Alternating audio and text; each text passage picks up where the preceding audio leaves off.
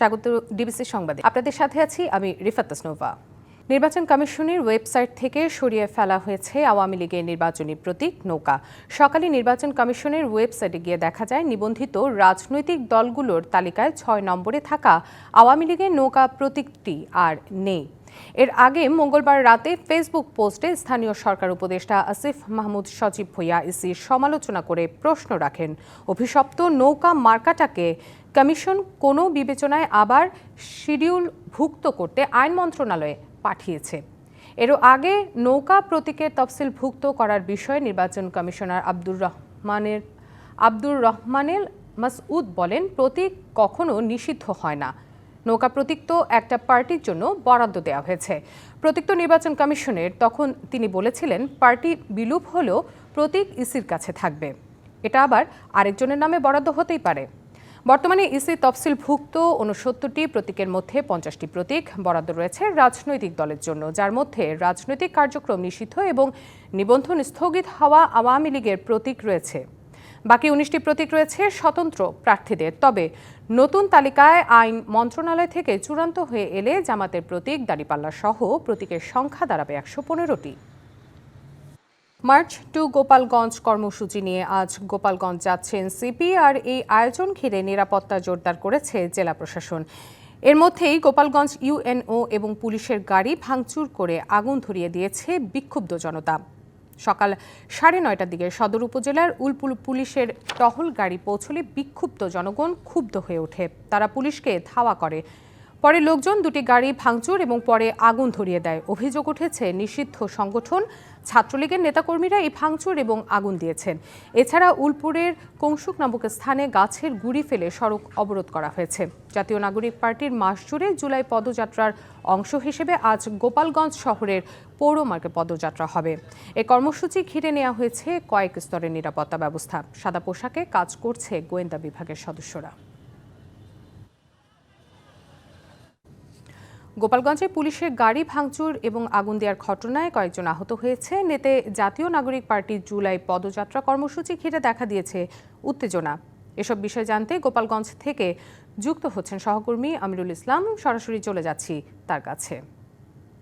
আমিরুল, গোপালগঞ্জের সবশেষ পরিস্থিতি এখন কি আমাদেরকে জানাবেন? যে বলা যায় যে দেশ গড়ার যে পদযাত্রা এনসিপি, সেটাকে কেন্দ্র করে গোপালগঞ্জে একেবারে উত্তেজনা, বিশেষ করে চাপা উত্তেজনা। এটা উত্তেজনা স্থানীয়দের মাঝে। সেই ধারাবাহিকতা আমি রয়েছে যে উলপুরে এখানটায় একটি পুলিশের টহল গাড়ি, সেই টহল গাড়িতে যাচ্ছিলেন, তখন কিন্তু যে স্থানীয় দাবি করছেন যে এখানটায় সংঘবদ্ধ হয় একদল স্থানীয়রা এবং তারা ধারালো অস্ত্র, দেশীয় অস্ত্র, সেই অস্ত্র নিয়ে সংঘবদ্ধ হয়ে পুলিশের উপর চলা হয়, পুলিশের গাড়ি হামলা চালায়। এক পর্যায়ে পুলিশ পিছিয়ে হটতে শুরু করে। পুলিশ পিছিয়ে হটলে হচ্ছে গিয়ে এই গাড়িটিতে যে অগ্নিসংযোগ ঘটনা ঘটে এবং এটাতে কেন্দ্র করে এই এলাকায় যে আতঙ্ক বিরাজ করছে। বিশেষ করে স্থানীয়রা যে দাবি করছে যে এই ঘটনাকে কেন্দ্র করে যে গাড়িতে, টহল গাড়িতে 5 সদস্য ছিলেন, তারাও কিন্তু স্থানীয় দাবি যে পুলিশ সদস্য যারা আছে তারা কিন্তু এই হামলার মধ্যেই পড়েন এবং হামলার শিকার হয়ে যায়। কারণ যে উত্তেজিত জনতা এই হামলা চালিয়ে তারা অন্য স্থানে চলে যাচ্ছেন এবং শোনা যাচ্ছে যে বিভিন্ন স্থানে যে প্রতিবন্ধকতা সৃষ্টির জন্য স্থানীয়দের মাঝে যে সংগঠিত হয়েছে, সেই অংশগ্রহণ হিসেবে বিভিন্ন স্থানে তারা সংগঠিত হয়ে যে প্রতিবন্ধকতার সৃষ্টির একটা কেন্দ্র করে উত্তেজনা বিরাজ করে। যার কারণে যে প্রশাসনের যে গাড়ি, যেমন ইউনিয়ন গাড়ির উপরে হামলা হয়েছে, অনুরূপভাবে পুলিশের গাড়ির উপরে হামলা চালিয়েছে যে স্থানীয়। যার কারণে যে এই ঘটনায় কেন্দ্র করে যে বিশেষ করে ধাওয়ার ঘটনার শোনা যাচ্ছে। স্থানীয়দের সূত্রে জানতে পেরেছি যে পুলিশ এবং যে স্থানীয়দের মাঝে যে উত্তেজনা, সেই উত্তেজনার অংশ হিসেবে যে ধাওয়ারও ঘটনা ঘটে। যার কারণে যে একটা অংশ যারা রয়েছেন এখানটায়, তারা যে কোনো অবস্থাতে যে এই যে অনুষ্ঠানকে কেন্দ্র করে, বিশেষ করে পদযাত্রা কেন্দ্র করে তারা যে প্রতিবন্ধকতার সৃষ্টির জন্য যে সংগঠিত, সেই সংগঠিত তারা বিভিন্ন স্থানে তারা কিন্তু সংগঠিত হয়ে বিভিন্ন স্থান থেকে তারা প্রতিবন্ধকতার সৃষ্টির যে অংশ হিসেবে তারা অংশ নিয়েছেন। এটাই ছিল সর্বশেষ অবস্থা। তাসনুবা। জি আমিরুল, ধন্যবাদ জানাচ্ছি আপনাকে। নানা কর্মসূচিতে রংপুরে স্মরণ করা হচ্ছে ১৬ই জুলাইয়ের শহীদ আবু সাইদকে। সকাল 7:30টায় শহীদ আবু সাইদের কবর জিয়ারত এবং ফুল দিয়ে শ্রদ্ধা নিবেদনের মধ্য দিয়ে শুরু হয় দিনের কর্মসূচি। এ সময় বেগম রোকেয়া বিশ্ববিদ্যালয়ের উপাচার্য শওকত আলী সহ অন্যান্যরা উপস্থিত ছিলেন। এছাড়াও শিক্ষার্থীদের কালো ব্যাজ ধারণ, সাইদ চত্বর ঘোষণা, স্মৃতিস্তম্ভ স্থাপন, দোয়া এবং মিলাদ মাহফিল সহ নানা আনুষ্ঠানিকতা রয়েছে দিনভর।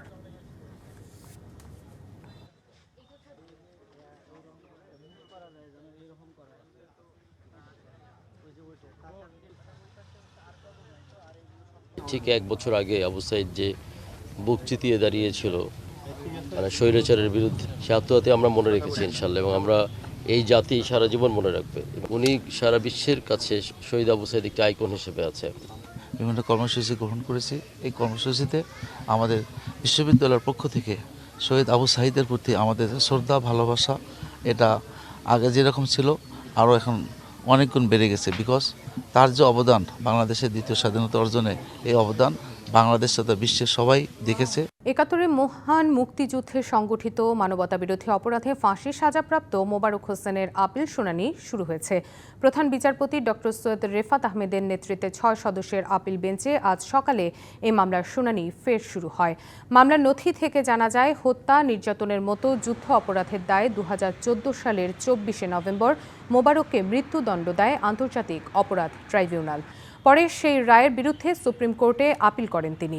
ট্রাইব্যুনালের রায়ে বলা হয়, মুক্তিযুদ্ধ চলাকালে হত্যা, লুণ্ঠনসহ একাধিক মানবতাবিরোধী অপরাধে জড়িত এবং নেতৃত্ব দিয়েছিলেন ব্রাহ্মণবাড়িয়ার রাজাকার কমান্ডার মোবারক। যুদ্ধের পর তিনি আওয়ামী লীগ এবং জামাতের রাজনীতিতে জড়িত ছিলেন, তবে 2011 সালে তাকে আওয়ামী লীগ থেকে বহিষ্কার করা হয়। ফিটনেসবিহীন যানবাহন সড়কে রেখে শৃঙ্খলা ফিরিয়ে আনা সম্ভব নয় বলে জানিয়েছেন বিআরটিএ চেয়ারম্যান আবু মমতাজ সাদ উদ্দিন আহমেদ। সকালে রাজধানী মহাখালী বাস টার্মিনালে জুলাই শহীদ দিবস পালন উপলক্ষে লিফলেট বিতরণে অংশ নিয়ে তিনি কথা বলেন। মেয়াদ উত্তীর্ণ গাড়ির বিরুদ্ধে অভিযান চলছে জানিয়ে তিনি বলেন, সড়কে শৃঙ্খলা এবং নিরাপত্তা ফিরিয়ে আনতে কঠোর পদক্ষেপ নেওয়া হচ্ছে। তিনি বলেন, আবু সাইদের অবদান দেশের মানুষ আজীবন মনে রাখবে।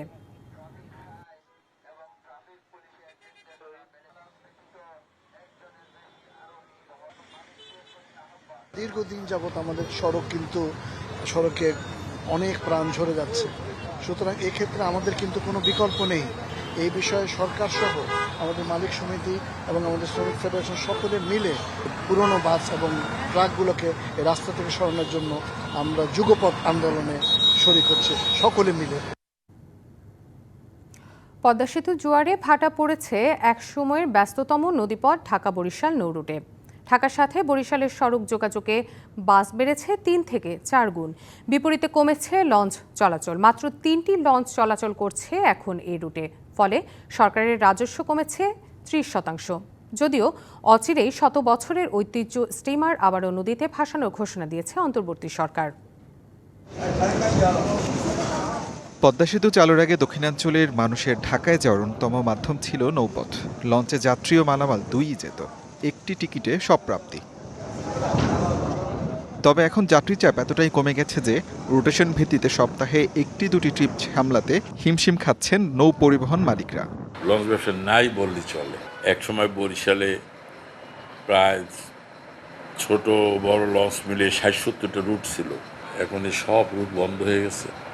আমরা নাম জানি না, ঢাকা শহরে আছে অগণিত লঞ্চ ঢাকার মালিকদের, যারা কাটিয়ে ফেলাইছে, যেহেতু লাইন নেই। যাত্রী সংকটে লঞ্চ চলাচল কমে যাওয়ায় রাজস্ব হারাচ্ছে নদীবন্দর কর্তৃপক্ষ। মালামাল পরিবহন ট্রাকে হওয়ায় কর্মসংস্থান হারাচ্ছেন নৌযান শ্রমিকরাও।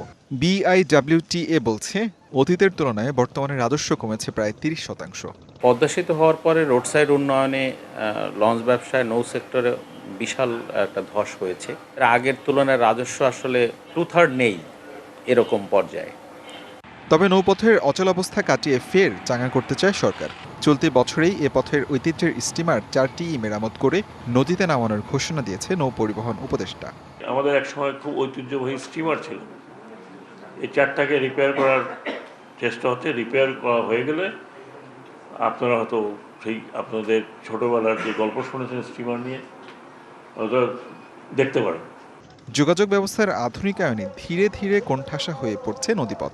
মাত্র 2 বছর আগেও বরিশাল ঢাকা রুটে প্রতিদিন 8 থেকে 12টি লঞ্চ চলাচল করত, কিন্তু এখন সেই সংখ্যা কমে দাঁড়িয়েছে মাত্র 3টিতে। মাঝে মাঝে লঞ্চের এই সংখ্যা কমে দাঁড়ায় 2টিতেও। TVC news desk. 3 ম্যাচের টি-20 সিরিজ খেলতে বাংলাদেশে এসে পৌঁছেছে পাকিস্তান ক্রিকেট দল। বুধবার সকালে দুবাই হয়ে ঢাকায় এসেছে স্কোয়াডে থাকা 8 ক্রিকেটার। বাকিরা আসবেন বিকেলে। মিরপুর সিরিজের প্রথম ম্যাচ আগামী 20 জুলাই, বাকি 2 ম্যাচ হবে 22 এবং 24 তারিখে। এবারে সিরিজটি আইসিসি সফর পরিকল্পনা বাইরে 2 বোর্ডে পারস্পরিক আলোচনার ভিত্তিতে আয়োজন করা হয়েছে। সফরকারী দলের তারকা ক্রিকেটার বাবর আজম, মোহাম্মদ রিজওয়ান এবং শাহিন শাহ আফ্রিদি এবারের সিরিজও দলের সঙ্গে নেই। এর আগে গত মে-জুনে পাকিস্তান সফরে গিয়েছিলেন বাংলাদেশ। 3 ম্যাচের টি-20 সিরিজে বাংলাদেশকে পাত্তাই দেয়নি পাকিস্তান। 10 দিনের এই সফর শেষে আগামী 25 জুলাই ঢাকা ছাড়বে পাকিস্তান ক্রিকেট দল।